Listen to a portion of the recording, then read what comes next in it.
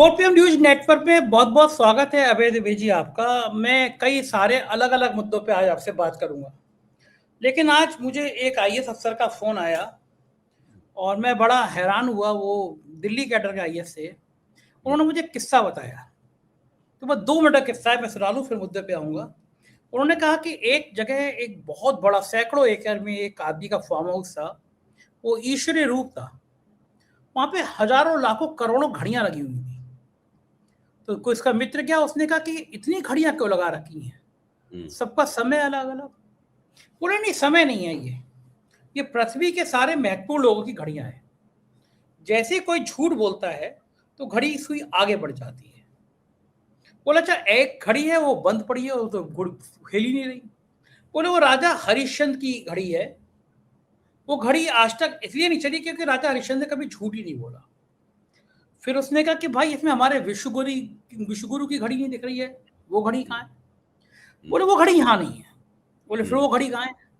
बोले वो मैंने अपनी मेज पे लगा ली है क्योंकि वो टेबल फैन की तरह काम करती थी, इतनी तेजी से चलता है।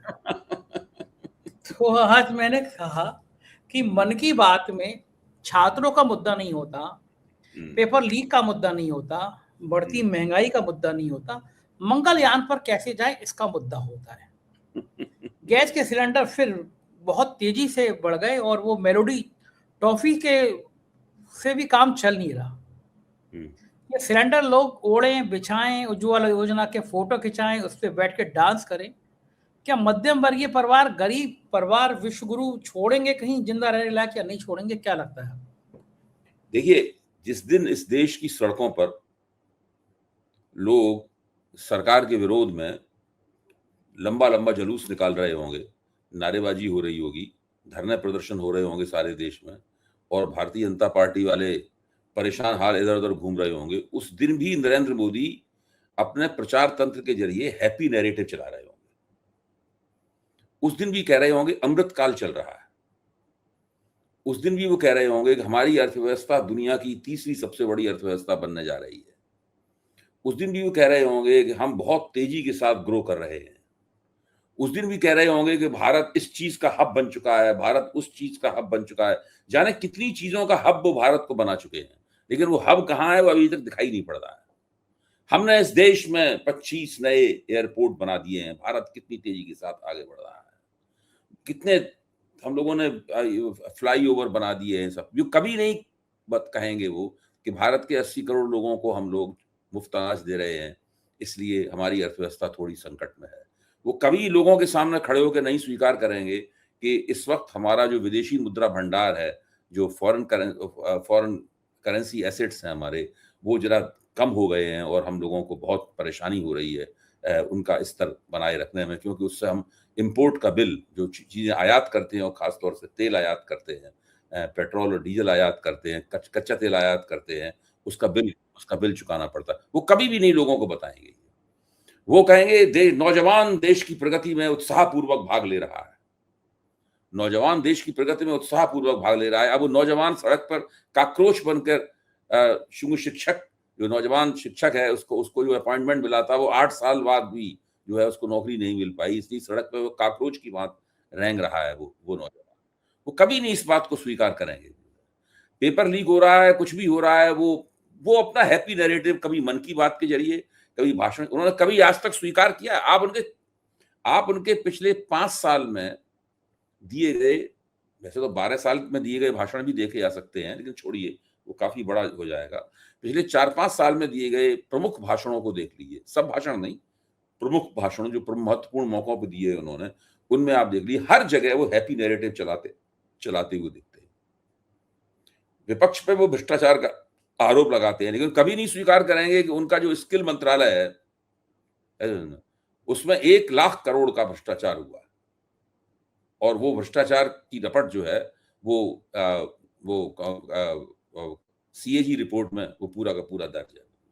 कभी भी नहीं स्वीकारेंगे वो कभी भी। नरेंद्र मोदी एक ऐसे नेता हैं जो अभी भी जब ये कह रहे हैं कि भाई देश में आर्थिक संकट आ सकता है, दिक्कतें हो सकती हैं, तो वो कह रहे हैं कि वो इसलिए आ सकता है क्योंकि कोविड हुआ था और उसके बाद फिर खाड़ी युद्ध हो गया। उसमें उनकी कोई कमी नहीं है। उन्होंने, आप देखिए ना, आप उनका वो भाषण देखिए जिस दिन संसद में लिख के लाए थे, अभी उन्होंने पिछला भाषण संसद में पढ़ा था, जिसमें उन्होंने पहली बार लोगों से कहा कि देश जो है वो एक संकट की, देश में संकट आ सकता है और कोविड जैसा संकट आ सकता है। यही तो उन्होंने अपने भाषण में कहा था। आप उस भाषण को ही देखिए, 20-25 मिनट का, 24 मिनट का वो भाषण था। उस भाषण में भी ज्यादातर समय वो अपनी सरकार की उपलब्धियां गिनाते रहे। हमने तेल का इतना भंडारण कर लिया है, उतना कर लिया, इतना कर लिया। चूंकि उनके साथ कोई जवाब सवाल नहीं हो सकता है, चूंकि उनके दिए हुए आंकड़ों को कोई चुनौती नहीं दी जा सकती है, चूंकि वो उपलब्ध नहीं है किसी भी किस्म की जवाबदेही के लिए, किसी भी किस्म की जरह के लिए, किसी भी किस्म की सवाल खानी के लिए उपलब्ध नहीं है, इसलिए वो जो कहते हैं वो कह के निकल जाते हैं। हवा में उनका झूठ तैरता रह जाता है, इसीलिए वो घड़ी जो है वो फैन की तरह चलती रहती है लगातार। जो हैप्पी नैरेटिव है नरेंद्र मोदी का, वही है उनका सतत बोला जाता हुआ झूठ। वो और उनके तमाम सलाहकार, उनकी प्रचार टीम ये लगातार करते रहते हैं, बिल्कुल कॉन्स्टेंटली, लगातार। जिस दिन से वो प्रधानमंत्री बने हैं, शुरू में तो थोड़ा सा उलझन थी, कैसे काम किया जाएगा, इसकी बहुत सारी उनकी अपनी संहिताएं वगैरह तय नहीं थी, वो टटोल रहे थे, कभी इस पक्ष में कभी उस पक्ष में, इसलिए कई काम जो उन्होंने किए उनको वापस भी उन्हें लेना पड़ा। यहाँ तक कि बाद में किसान आंदोलन के कारण वो 3 कानून भी वापस लाने पड़े।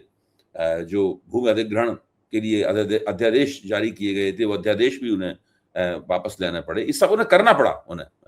लेकिन जब उनके पैर जम गए, और खास तौर से 2019 के बाद जब उनके पैर जम गए, उसके बाद नरेंद्र मोदी ने जो झूठ बोलने का सिलसिला शुरू किया है और हर किस्म की जवाबदेही की उपेक्षा करने का सिलसिला शुरू किया है, उन्होंने, उनके सलाहकारों ने, उनके मंत्रियों ने, उनकी पार्टी ने, वो अभूतपूर्व है। वो भारत के इतिहास में ही नहीं, दुनिया के इतिहास में महत्वपूर्ण है। ऐसा कहीं दुनिया में नहीं हुआ जैसा नरेंद्र मोदी ने किया है। अब आपने एक सुनाया लतीफा घड़ियों वाला, एक मैं आपको सुनाता हूं, उससे आपको ये अंदाजा होगा कि नरेंद्र मोदी इतना झूठ बोलते हैं, लेकिन उनका झूठ जो है वो पकड़ा क्यों नहीं जाता। यानी वो एक ऐसा झूठ है जो पकड़ गया है फिर भी पकड़ा नहीं जाता है। ऐसा है कि नेपोलियन बोनापार्ट ने, ऊपर थे नेपोलियन बोनापार्ट का देहांत तो बहुत पहले हो गया, तो उन्होंने ईश्वर से कहा, नेपोलियन बोनापार्ट ने, कि यार कुछ दिन में पृथ्वी की सैर करने जाना चाहता हूं दोबारा। तो ईश्वर ने उन्हें इजाजत दे दी। तो सबसे पहले उन्होंने देखा दुनिया में सबसे ताकतवर देश कौन सा है, तो अमेरिका में उन्होंने लैंड किया। ट्रंप से मुलाकात की नेपोलियन बोनापार्ट ने, ट्रंप भी बहुत खुश हुए उनसे मिलकर। ट्रंप से पूरी बातचीत करने के बाद नेपोलियन ने कहा कि अगर मुझे, मिस्टर डोनाल्ड ट्रंप, अगर मेरे पास आप जैसी शानदार ताकतवर सेना होती और इतनी जबरदस्त मिलिट्री की टेक्नोलॉजी होती, तो मैं वाटरलू का युद्ध कभी नहीं हारता। वाटरलू का युद्ध हार के ही तो नेपोलियन परास्त हुआ था। मैं वाटरलू का युद्ध कभी नहीं हारता। उसके बाद नेपोलियन इजराइल गए, वहां नेतन्याहू से उनकी मुलाकात हुई। नेतन्याहू से बातचीत करने के बाद उन्होंने कहा, अगर हमारे पास मोसैड जैसी संस्था होती और ऐसा जासूसों का जाल होता जो आपके पास है, सीक्रेट एजेंटों का, तो मैं कभी वाटरलू का युद्ध नहीं हारता। फिर वो भारत आए और उन्होंने विश्वगुरु से मुलाकात की। विश्वगुरु से मुलाकात करने के बाद उन्होंने विश्वगुरु से ये कहा कि अगर जिस तरह से मीडिया आपने कैप्चर कर रखा था, उस तरह से अगर कर रखा है, इस तरह का मैंने अगर मीडिया कैप्चर कर लिया होता, तो आज तक कोई जान ही नहीं पाता कि मैंने वाटरलू का युद्ध हारा। किसी को पता ही नहीं लग पाता कि मैंने वाटरलू का युद्ध हारा है। ये स्थिति है। इसीलिए मोदी जी से कभी कोई जवाब सवाल नहीं हो पाता। वो कुछ भी कहते रहे, वो लगातार एक हैप्पी नैरेटिव अपनी तरफ से चलाते रहते हैं।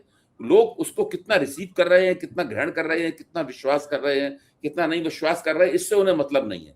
ये एक पॉलिटिकल टेक्नोलॉजी है संजय जी, ये एक पॉलिटिकल टेक्नोलॉजी। आपके विरोधी कुछ भी कहते रहे, अखबार में कोई भी विश्लेषण छपता रहे, विदेशी संस्थाएं कुछ भी कहती रहे, कोई भी रेटिंग मिलती रहे, कुछ भी मिलती रहे। जैसे कि सब लोग जानते हैं कि भाई हिंदुस्तान जापानी अर्थव्यवस्था से, नरेंद्र मोदी का दावा है कि जापान की अर्थव्यवस्था से हिंदुस्तान केवल एक कदम पीछे है, हिंदुस्तानी अर्थव्यवस्था। साथ में यह भी एक तथ्य है कि जापान का जो पर प्रति व्यक्ति आमदनी है वो तो करीब $15,000 के बराबर है, और भारत की प्रति व्यक्ति आमदनी तो $2,500 है। तो मोदी जी ये कभी नहीं कहेंगे वो लगातार यही करते रहेंगे, कहते रहेंगे कि जापान से हम केवल एक कदम पीछे हैं, जापान से हम केवल एक कदम पीछे हैं। तो उसका जो, और वो जो एक कदम पीछे है वो भी एक मनगढ़ंत और बना बनाया झूठ है, मतलब है। तो ये सब करके वो एक पॉलिटिकल टेक्नोलॉजी है। वो कहते हैं कोई कुछ भी कहता रहे, कोई कुछ भी करता रहे, हम अपना काम ये लगातार करते ही रहेंगे। ठीक भी है, और ये तकनीकी अच्छा, काम भी इसका करते हैं। एक और मैं उदाहरण बताएं। उन लोगों ने, उनके आईटी सेल ने वो खबर चलाई, हिंदू वाली खबर कॉन्कॉक्ट की, हिंदू वाली खबर, जिसमें इंदिरा गांधी की 1967 की तस्वीर थी और ये लिखा था कि इंदिरा गांधी ने सोना न खरीदने की अपील की। ये अच्छा, उसके बाद वो ये पोल खुल गई कि वो खबर फर्जी थी। फैक्ट चेक से जरिए हिंदू ने खुद ही उसका खंडन कर दिया। आप क्या जानते हैं, इससे बीजेपी के आईटी सेल को अफसोस हुआ होगा, या उन्होंने सोचा होगा कि हमारी गलती पकड़ गई, कोई शर्मिंदगी हुई होगी उनके अंदर, या उन्होंने एक कप चाय कम पी होगी क्या उन्होंने उस दिन? नहीं, क्योंकि वो ये जानते हैं कि उनके जो भक्त, वो जो झूठी खबरें चलाते हैं, उनके 2-3 स्तर होते हैं। एक खबर जो पकड़ जाती है, वो खबर भी उनका जो भक्त मंडल है, उस भक्त मंडल उसका उपभोग कर लेता है तब तक। उसके बाद भी एक खबर आई थी, एक आदमी मानने को तैयार नहीं था कि वो खबर जो है वो झूठी है। वो लगातार उस पर अड़ा हुआ था कि नहीं इंदिरा गांधी ने कहा था। वो कुछ नहीं मानने को तैयार था कि हिंदू ने खुद खंडन कर दिया, कुछ नहीं। वो बार बार दिखा रहा था, ये देखो ये देखो ये देखो, कुछ भी आप तर्क दिए नहीं। तो कुछ ऐसे लोग हैं जो उनका पूरा झूठ पकड़ जाने के बावजूद भी उस झूठ को बार बार कहते और बोलते रहते हैं। ये मामला इस तरह का, ये पॉलिटिकल टेक्नोलॉजी पकड़े जाने पे, पोल खुल जाने पर भी कम से कम कुछ प्रतिशत तो कामयाब हो ही जाती है। भाई अगर पोल नहीं खुली तो इतना करोड़ लोग विश्वास कर लेंगे, पोल नहीं खुली तो कुछ लाख लोग कर ही लेंगे विश्वास, कर ही लेंगे। बिल्कुल सही बात तो है, भ्रम में तो रहेंगे, हाँ, रहेंगे। अबे कुछ जी लोगों को भ्रमित कर देंगे, कुछ लोगों को लोग ठीक बात सोचेंगे पता नहीं, दो तरह की सूचनाएं उनके दिमाग में टकराएंगी, परेशान हो जाएंगे, मतलब कुछ भी होगा।